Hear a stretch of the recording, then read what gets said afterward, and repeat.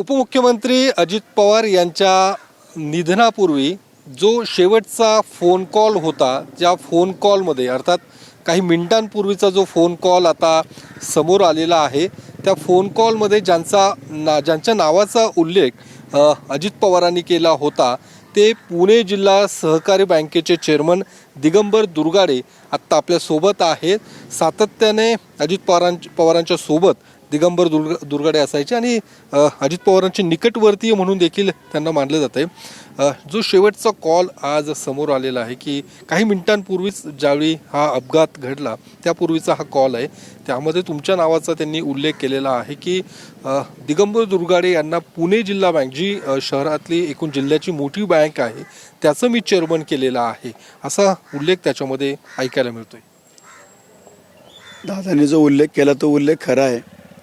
माझ्यासारखा एक हमालाचा मुलगा अत्यंत गरीब परिस्थितीतून इथपर्यंत आलेला, त्याला कसली राजकीय पार्श्वभूमी नव्हती, आर्थिक संपत्ती नव्हती, फार मोठे नातेगोते नव्हते, पण सामान्य घरातल्या माणसांना होतकरू असतील त्यांना जवळ करायचं, त्यांना ताकद द्यायची, त्यांना मोठं करायचं, हे आयुष्यभर अजितदादांनी त्या ठिकाणी केलं. मी जिल्हा परिषदेला 28 वर्ष 28.5 वर्ष जिल्हा परिषद झालो, बँकेला संचालक झालो. मला वाटलंच नव्हतं मी बँकेला कधी संचालक होईल, आणि झाल्यानंतर लगेच दुसऱ्या तिसऱ्या वर्षी दादाने मला चेअरमन केलं. कसलाही अनुभव नव्हता, फारसा सहकाराचा माझा काही संबंध नव्हता, परंतु सातत्याने गेली 10 वर्ष दादाने मला त्या ठिकाणी चेअरमन केलं. इतकं प्रचंड प्रेम मला त्यांचं मिळालं की खरं तर सख्या मोठ्या माझ्या आयुष्यातला कुठलाच निर्णय मी घेतला नव्हता. आजही माझी मुलगी त्या ठिकाणी जिल्हा परिषदला उभी आहे, ती सुद्धा अजितदादांनी मला सांगितलं की दादा, म्हणलं मला प्राजक्ताला काही तिकीट नको, कुणालाही तिकीट द्या, मी त्याचं काम करेल. परंतु दादांनी सांगितलं की दिगंबर, कधी कधी पक्षाला गरज असते, तुला उभी करावी लागेल, पक्षाचा आदेश असं समज, तू काळजी करू नको, तू उभी कर, मी आहे तुझ्या पाठीशी. हे सुद्धा माझं पहिलं तिकीटही दादाने दिलं, आणि जाता जाता शेवटचं तिकीट माझ्या घरातलं माझ्या मुलीला सुद्धा दादांनी त्या ठिकाणी दिलं. म्हणजे खरं तर मला माहीत नाही माझी क्षमता होती का नव्हती, पण आयुष्यातले इतके प्रसंग दादांच्या बरोबर मी शेअर केले, मी व्यक्त करू शकत नाही. त्यांच्या प्रत्येक सुखामध्ये, दुःखामध्ये, अडचणीमध्ये, प्रचंड टेन्शनमध्ये ते असायचे. त्यावेळेस मी अनेक गोष्टी त्यांच्याशी बोललो, मी काही गोष्टी सांगायचा प्रयत्न करायचो. दादा, तुम्ही स्पष्ट बोलता, हे करता ते करता, मग सगळेच तुमच्या अंगावरती येतात. मला म्हणलं, दिगंबर, अरे कोणीतरी स्पष्ट बोलायचं असतं, खरं सांगायचं असतं. मी स्पष्ट बोललो तर लोक अंगावरती येतील, टीका त्या ठिकाणी परिचय होईल. पण एवढी जरी टीका त्या ठिकाणी झाली तरी वर्षानं 6 महिन्यानं लोकांना कळतं खरं काय ते, आणि त्यामुळं आपण समाजकार्यामध्ये खरं बोलायला शिकलं पाहिजे. ठीक आहे, त्रास होईल, पण खरं बोलायला शिकलं पाहिजे. आणि जाता जाता सुद्धा एवढं प्रचंड प्रेम माझ्यासारख्या सामान्य कार्यकर्त्याला न मागता दादांनी एवढं प्रेम केलं, सहकार्य केलं. जातीपातीच्या पलीकडे, धर्माच्या पलीकडे सगळ्या लोकांना बरोबर घेऊन समाजाची विण बांधणारा पवारसाहेबांच्या मार्गदर्शनाखाली तयार झालेला छावा खरं तर दुर्दैवानं आपल्यातून निघून गेला. आणि जाताना सुद्धा मी आत्ता ऐकलं, एक मला 15-20 मिनटापूर्वी अनेक बऱ्याच जणांचे फोन आले की दादांचे शेवटचं जे कॉल झाला त्याच्यामध्ये तुमचं नाव घेतलं होतं. हाही योगायोग असेल, जेवढं प्रचंड प्रेम मिळालं, एवढ्या मोठ्या माणसाच्या तोंडून सुद्धा जाताना माझं नाव त्या ठिकाणी त्यांच्या कॉल रेकॉर्डिंगमध्ये यावं, खरंच मला भरून येतं त्या ठिकाणी. पुन्हा माझं नाव किंवा माझ्यासारख्या असंख्य कार्यकर्त्याचं नाव घेण्यासाठी दादा या ठिकाणी असणार नाहीत. एकदा दादाने नाव घेतलं तरी कार्यकर्ता खुश व्हायचं आणि पुढं जायचं. खरंच अतिशय दुर्दैव आहे, महाराष्ट्राचं दुर्दैव. त्या पद्धतीने आता हे सगळं सांगताना भावनिक होत आहे. खरं तर महाराष्ट्रालाच हा धक्का आहे. तुमच्यासारख्या अगदी जवळच्या कार्यकर्त्याला, नेत्याला देखील धक्का निश्चित मानला जातो. तुमच्या डोळ्यात पाणी पाहायला मिळतं. आणि काय नेमकी ती आठवण होती, काय नेमकं तो म्हणजे काय तो कशामुळे दादांचं ते उल्लेख केला, किंवा काय नेमका तो फोन कॉल होता? दादांनी कार्यकर्त्यांनी कदाचित ते जिल्हा परिषद, मलाही नेमका रेफरन्स माहीत आहे, पण जिल्हा परिषद पंचायत समितीच्या तिकिटाच्या संदर्भात कदाचित तो उल्लेख केला असेल. त्यावेळेस दादांना तो उदाहरण द्यायचं असेल की बाबा सर्व समाजाला मी बरोबर घेऊन जातो. याच्याकडे पुणे जिल्हा मध्यवर्ती सहकारी बँक ही आशिया खंडातली सर्वात मोठी बँक आहे. आज जवळजवळ 29 ते 30 हजार कोटीचा टर्नओव्हर असणारी बँक. मी सुद्धा एका साध्या सामान्य कुटुंबातून आलेल्या, ओबीसी समाजातून आलेल्या दिगंबरला मी त्या ठिकाणी संधी दिली.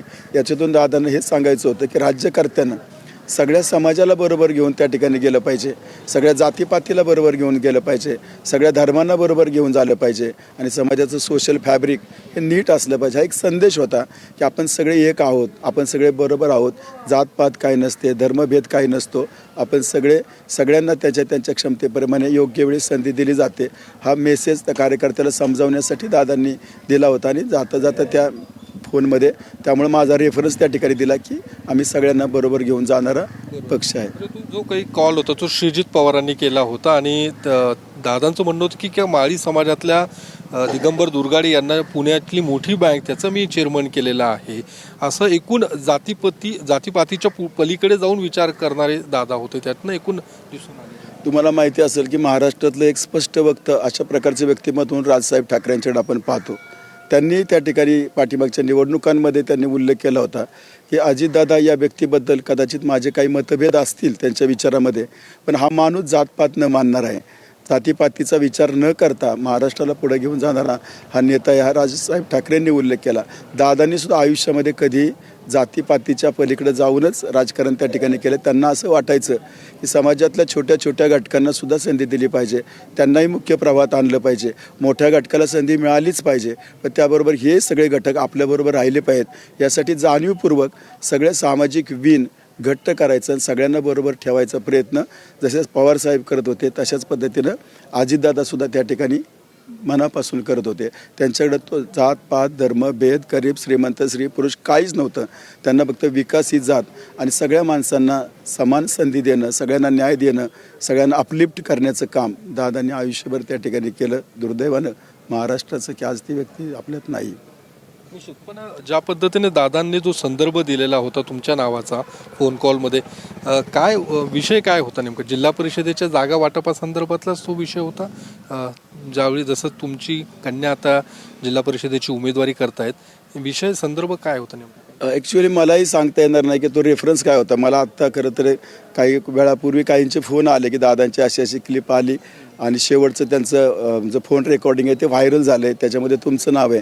पण तो रेफरन्स कदाचित बारामतीमधल्या कुणीतरी बारामती तालुक्यातल्या, तुम्ही आत्ता मला नेमकं माहीत नाही कोणाचा फोन, सुजित पवारांचा त्यावेळेस फोन होता. मग कदाचित तिकडले काहीतरी कुणातरी त्या भागातल्या कोणाच्या तरी तिकिटासाठी वगैरे असा काहीतरी तो विषय असण्याची शक्य, मला नेमकं माहीत नाही कारण मी फक्त आता क्लिप ऐकली. पण तो रेफरन्स कदाचित तो असेल की एखाद्याला तिकीट मिळालं नसेल तर नाराज होऊ नका, भविष्यात तुम्हाला जसं ह्यांना संधी दिली तशी तुम्हाला कुठंतरी संधी दिली जाऊ शकते. मी सगळ्यांना बरोबर घेऊन त्या ठिकाणी जाणारा माणूस आहे, हा मेसेज त्यांना द्यायचा असेल आणि त्याच्यामध्ये त्यांनी उदाहरण दिलं असेल की बघा मी सगळ्या लोकांना बरोबर घेऊन जातो. म्हणजे त्यांना ते उदाहरणासह सांगायचं असेल की मग मी जातपात न मानणारा आणि सगळ्या समाजाला संधी देणारा माणूस आहे, असं त्यांना त्याच्यातून अभिप्रेत असेल सांगणं असं मला वाटतं. कारण मला नेमका तो रेफरन्स माहीत नाही कशामुळं फोन होता काय, पण जेवढं क्लिपमध्ये ऐकलं तेवढंच मलाही माहिती आहे. पण मग तुमचा नेमका काय अनुभव? कारण तुम्ही जिल्हा बँकेचं तुम्हाला चेअरमन केलं, इतर देखील जबाबदाऱ्या तुमच्याकडे दादांनी दिल्या होता, तुमचा नेमका काय अनुभव राहिलेला आहे? माझ्या माहितीप्रमाणे दादा अत्यंत संवेदनशील व्यक्तिमत्व होतं. दादा बाहेरून प्रचंड कठोर वाटले असले तर दादा अत्यंत हळवे होते. एखाद्या व्यक्तीवरती रागवले चिडले तरी त्याच्या जाताना प्रवासात ते डोक्यात असायचं की मी एवढ्या लोकांच्या मध्ये त्याच्या कुणावर तरी रागवलोय, कुणावर तरी चिडलोय, तर ते परत त्याला बोलवायचे, अरे ते नाही त्याच्या वेळेस होतं, म्हणजे समजून घ्यायचे. आणि मला असं वाटतं संगणकापेक्षा जास्त वेगानं काम करणारा मेंदू दादांच्याकडे होता. कदाचित एखाद्या IAS ऑफिसरला म्हणजे समजा कमी आयुक्त असतील किंवा कोणी असतील त्यांना त्यांच्या कॉर्पोरेशनबद्दल सांगता येईल, जिल्हा परिषद त्यांच्या खात्याबद्दल सांगता येईल, पण एकाच वेळेस 25-30 IAS ऑफिसर ज्या पद्धतीनं सगळ्या खात्याचा विचार करतात तशाच प्रकारच्या सर्व खात्याचा विचार करून इमिजिएट निर्णय घेणारा प्रचंड बुद्धिमान नेता म्हणजे अजितदादा. अत्यंत हळवा नेता अजितदादा, प्रचंड निर्णय क्षमता असणारा नेता अजितदादा, प्रचंड शिस्त, झाडावरती प्रेम, सगळंच म्हणजे कुठलीही गोष्ट दादांना माहीत नव्हती. दुधापासून शेतीपासून पोल्ट्रीपासून सगळ्या व्यवसायाबद्दल. मी बँकेचं मला आठवतं की मी 8-8, 10-10 दिवस अभ्यास करायचो. बँकेचे काय काय केलं पाहिजे याच्याबद्दलचे 25-30 मुद्दे त्यांच्याकडे घेऊन जायचे. त्यांनी मला 5-7 मिनिटाची वेळ दिलेली असायचे. 5 ते 7 मिनिटामध्ये हे कर, हे नको करू, हे नको करू, इथं अडचण येईल, इथं RBIला विचारलं पाहिजे, इथं मी मंत्र्याला लगेच फोन लावायचे. 7-8 मिनिटामध्ये 30-35 मुद्दे बँकिंगसारख्या क्लिष्ट विषयात क्लिअर करणारा माणूस नाही.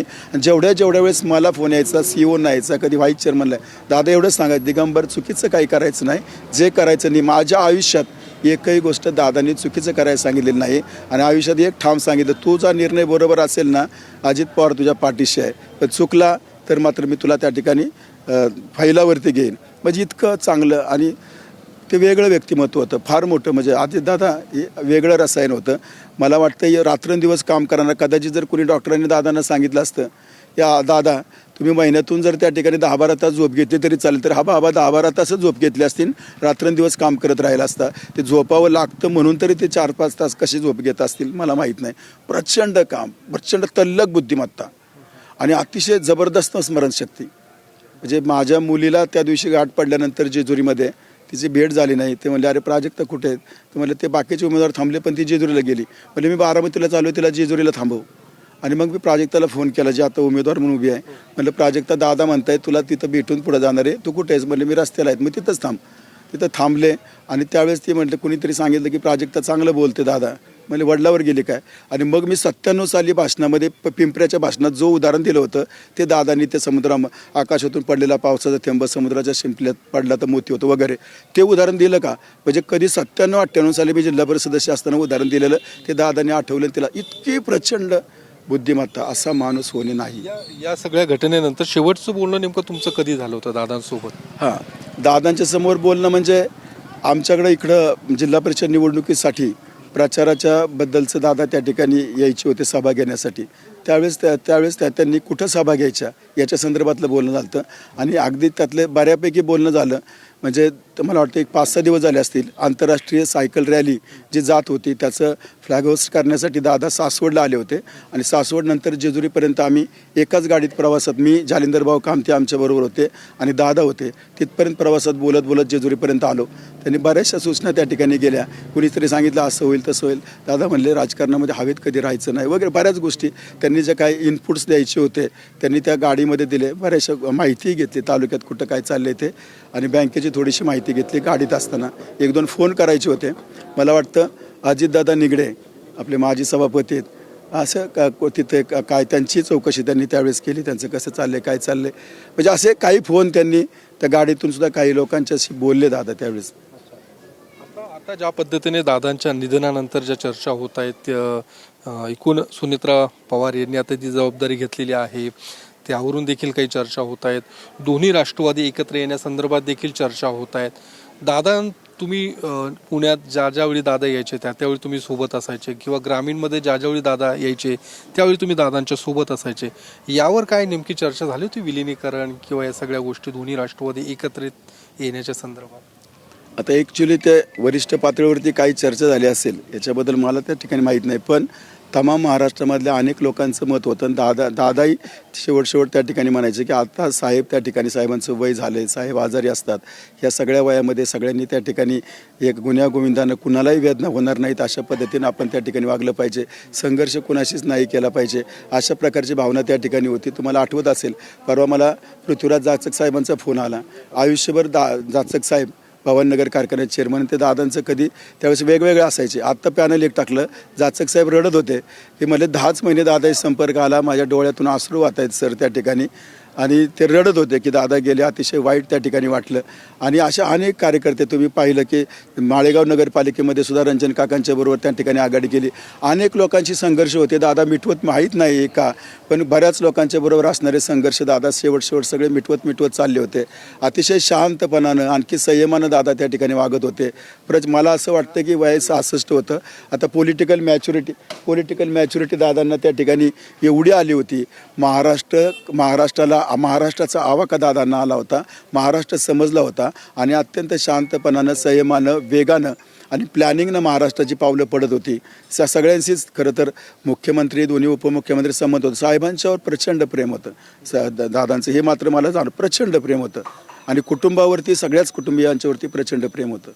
तर दिगंबर दुर्गाडे जे जिल्हा बँकेचे चेअरमन आहेत, आणि जो अजित पवारांचा शेवटचा कॉल रेकॉर्डिंग, जो कॉल आता समोर आलेला आहे, त्यामध्ये त्यांच्या नावाचा उल्लेख हा अजित पवारांनी केला होता. आणि नेमकं काय संदर्भ होता किंवा कुठल्या संदर्भात त्यांनी दुर्गाडे यांचं नाव घेतलं होतं ते अर्थात अजित पवारांनी देखील त्या फोन कॉलमध्ये उल्लेख केलेला आहे. मी कुठलंही जातीपातीचं राजकारण करत नाही आहे. एका माळी समाजातल्या व्यक्तीला मी या जिल्ह्यातल्या मोठ्या बँकेचं चेअरमन केलेलं आहे असं श्रीजित पवार ज्यांनी अजित पवारांना कॉल केला होता त्यांना ते समजून सांगताना पाहायला मिळत होते.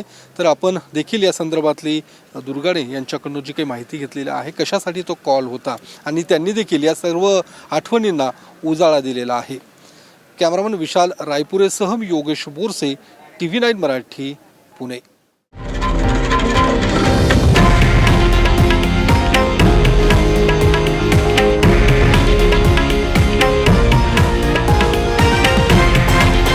हे आहे देशातील नंबर 1 न्यूज नेटवर्क आणि आपण पाहत आहात TV9 मराठी, एकमेव.